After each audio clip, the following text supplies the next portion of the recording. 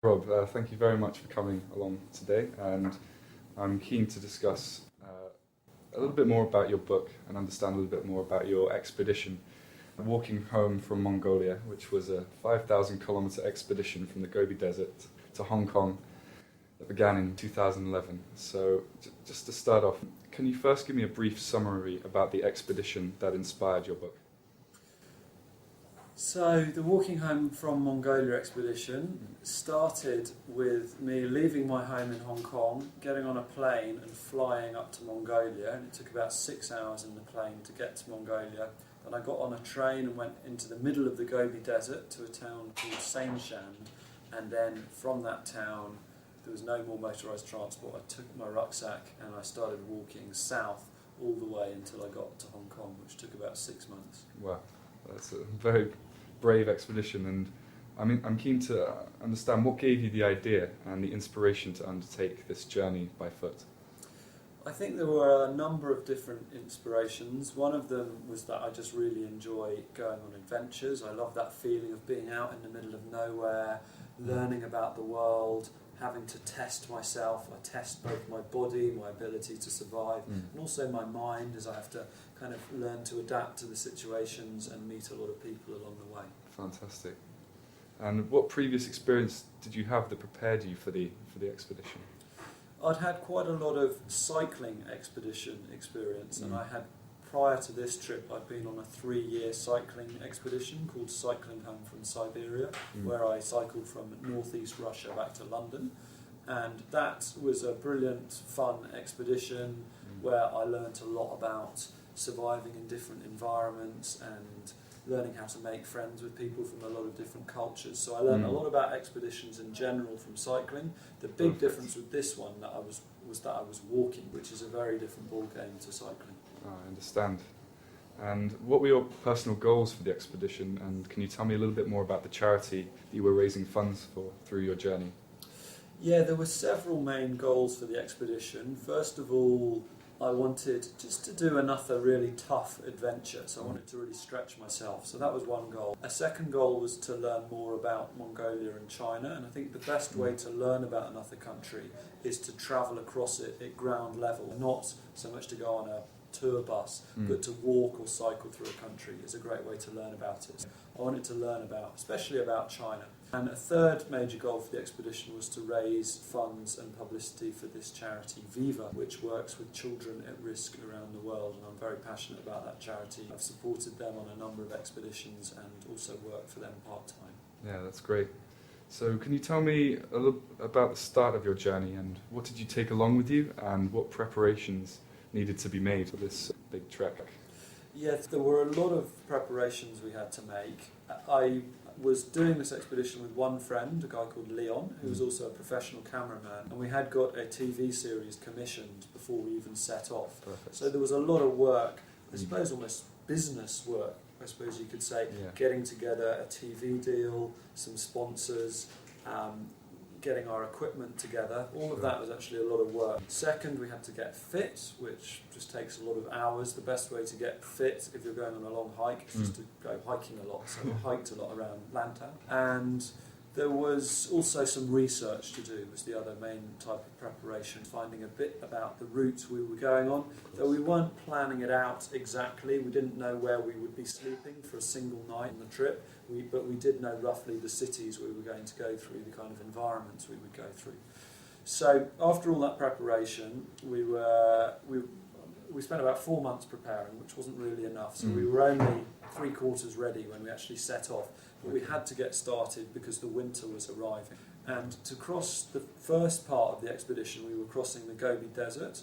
And the Gobi is infamous for being a very bleak and dangerous desert. It gets very, very cold in the winter, very, very hot in the summer. We were setting off in mid-November, so the winter was just starting to arrive. And especially on the Mongolian side of the border, it's a very empty desert. There's not a lot of people who live there. We were starting from a town, quite a small town in the middle of the Gobi, but then from that town to the border with China, which was about a 2-week walk, was basically, there was nothing really on the map. Though we did know that hopefully there would be some nomads around in the desert, living in their gers, the white tents in the desert, and we hoped we would be able to meet them maybe once or twice a week, and they might help us resupply a little bit on food and water. And because we didn't know how often we would meet those nomads, we had to take about 8 days worth of food with us. And 8 days worth of food and water is a very, very heavy amount of stuff. On top of the food and water, we also had lots of camera equipment for the filming. We also had lots of winter camping equipment, so a tent, sleeping bags, roll mats, clothes. So you could stay warm. So we could stay warm. So we had equipment for the expedition, equipment for filming, and food and water. And all of that weighed over 100 kilograms, which is equivalent to like 4 very heavy check-in bags at the airport, which is far too much to carry on your back. So for the first 2 weeks of the expedition, crossing the Mongolian Gobi, we had a trailer which we called Molly Brown, which was, actually you can see her on the front of this book, if you can see that there it is. there. So we were actually dragging all of our things on a trailer because we couldn't carry that weight on our backs at the beginning. Still bringing wheels along with you on the Yes, we still had wheels, and then when we got to the border with China, crossed the border from Mongolia into China, we knew there would be a lot more villages around in China. Maybe every 1 or 2 days we would find a village. We wouldn't need so much food and water, so we just turned to just having rucksacks after that. Okay, great. So what can you tell us about the Gobi Desert? I mean, you briefly went into how isolated you found it, particularly on the Mongolian side, but what kind of other environments did you experience in the Gobi as a whole? Yeah, the Gobi Desert, I remember our first proper view of it. We started from the town of Sainshand, which is surrounded by a ridge, and I remember the day we set off, it was in the morning, it was quite cold, it was about -10 in mid-November, and we walked up to the edge of this ridge, and then before us, just this desert rolled out, just completely, forever basically. It was the end of the world, you could see. Oh, wow. Completely empty. There were a few dusty jeep tracks across the desert, so you could see some people were driving across it, and there was a line of telegraph poles, and in the distance, just on the horizon, there was a ridge of mountains, quite small mountains on the horizon. So it's not completely flat. I think sometimes people just think deserts are sandy and flat, but it wasn't sandy really, it was kind of gritty, lots of little rocks and grit and gravel. I think there are parts of the Gobi which are very sandy, but most of it's this gritty brown gravel material with quite a few ridges and mountains scattered across it. Thank you for that description, because it may be against what some people conceive as the desert. So you mentioned briefly about wanting to meet nomads and them being a source of food and water and shelter along the way. Did you manage to experience a few on your route?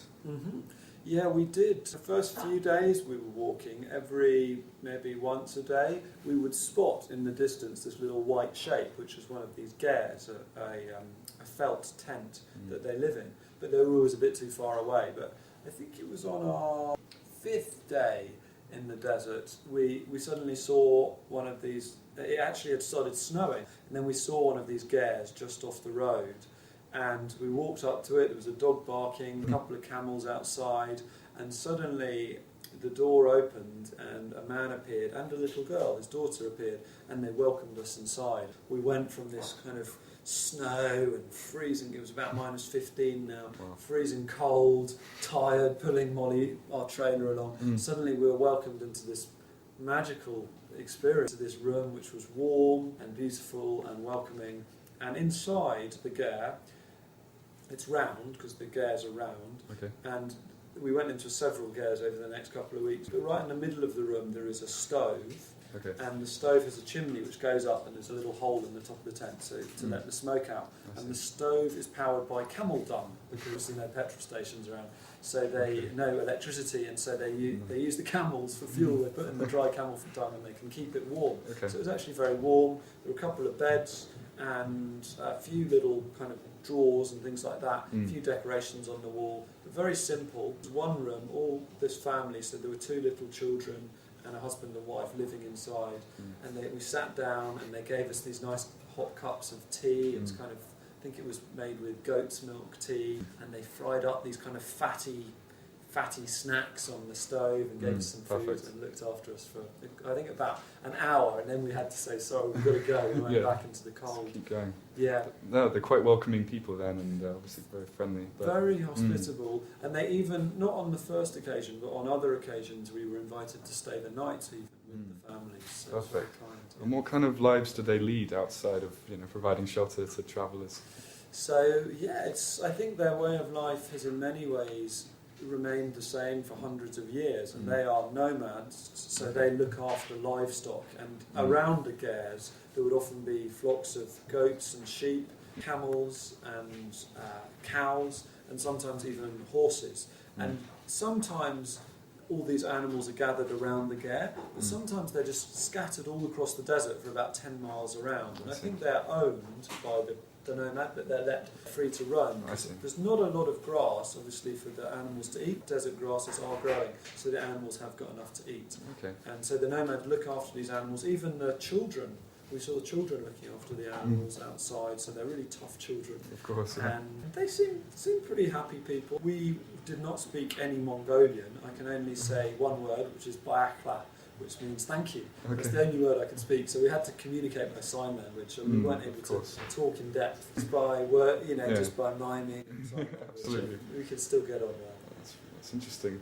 You mentioned the kind of livestock that they look after. Were there any other animals, unusual animals that you hadn't seen before, or what kind of encounters did you have with wildlife? The most unusual animal we saw, which I hadn't seen before, was the Bactrian camels, which are different to the camels of North Africa because Bactrian camels have two humps. And the camels I find them quite frightening animals. I remember we saw a big gathering of camels, probably about 20 camels, all gathered around, I think it was some kind of well. And as we got nearer to them, I thought we could just carry on down the path we were on through the middle of them. I thought it would be quite fun. Yeah. As we got nearer, they started stomping towards us, and these things are like about 10 foot tall, very big, looking quite angry. I think they could quite easily knock you to the ground if you got in their way. And so they're quite a little bit territorial, and we had to take this wide loop to walk around them. They wouldn't come and attack you. No. Just out of the blue, but if you walk through the middle of them, they might get a bit aggressive. Territorial and absolutely. Yeah, exactly, yeah. I understand.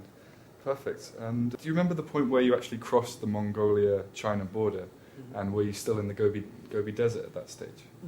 Yeah, we crossed. There was a town on both sides of the border, and there's actually a little bit of no man's land in between. So we got to a town called Zamin Ud, which is on the Mongolian side of the border, and then you have to cross a bit of no man's land and you're into China, and there's quite a big town called Erenhot, or Erlium it's sometimes called, right on the border, and you're still very much in the Gobi Desert. Both sides, it's the climate, the desert, the ground is all exactly the same. I suppose the big difference is in China, I think China's a much richer country, much more populous country, many more people in China. So there's a lot more towns and villages on the Chinese side of the Gobi. There were also things like wind turbines for generating electricity, and the roads were no longer just dirt tracks, they were proper asphalt roads a lot of the time in China, and a lot of factories and mines being built near to the road. So if you walk a little bit away from the road, you are out in the middle of the desert again, but when you're on the road, there's more people around. Maybe every 30-40 miles you come to a village. Okay. How long did you spend in the Gobi Desert as a whole, do you think, and how would you describe this area to our young writers? So in the Gobi Desert as a whole, we were for about 2 weeks on the Mongolian side of it, and then about 3 more weeks on the Chinese side. So about 5 weeks in total to walk more or less across all of it from north to south. Wow. And how would I describe it? I would say, well, let's start with the negative words. It's very bleak and hostile. The cold in the winter, it started at about -10, and then it was dipping into the -20s, probably down to about -30 was our coldest. And this was only early December, and then by then we'd escaped from the Gobi and it got a bit warmer, but very, very hostile environment. In the summer it will go up to +40, so very hot. It's obviously very, very dry.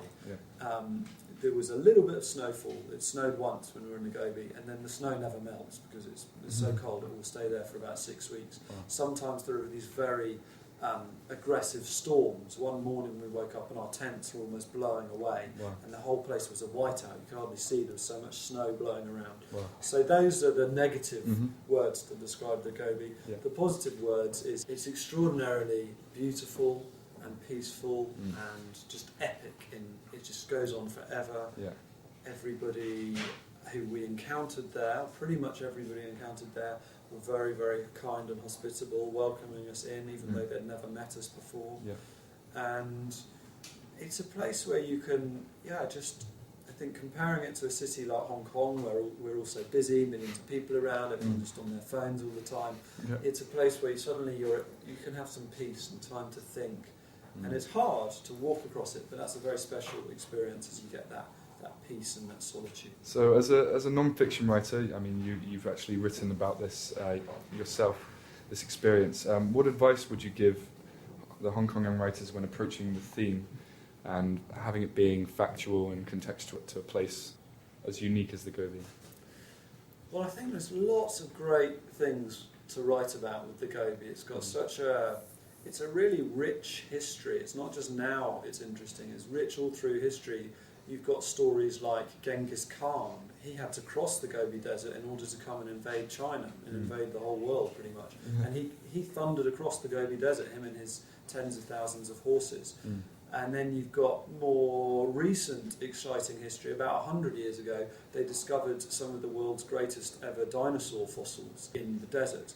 So you've got some really amazing stories, some good things you can research. So I'd say research is a really good place to start. Find something about the Gobi that you find exciting, whether it's Genghis Khan crossing the desert, or the dinosaur hunters, or maybe more recent life. What's happening now in the Gobi is they're discovering a lot of gold and other minerals, and there's some of the world's biggest gold mines now opening up in the Gobi Desert. Wow. So lots of great factual stuff to write about. Yeah. But then I would hone in, rather than just writing about those things generally, hone in on the story of some people, because I think people is what makes stories really come alive. Absolutely. And write a story about some people in the Gobi, whatever time in history, and some of these exciting things that are going on.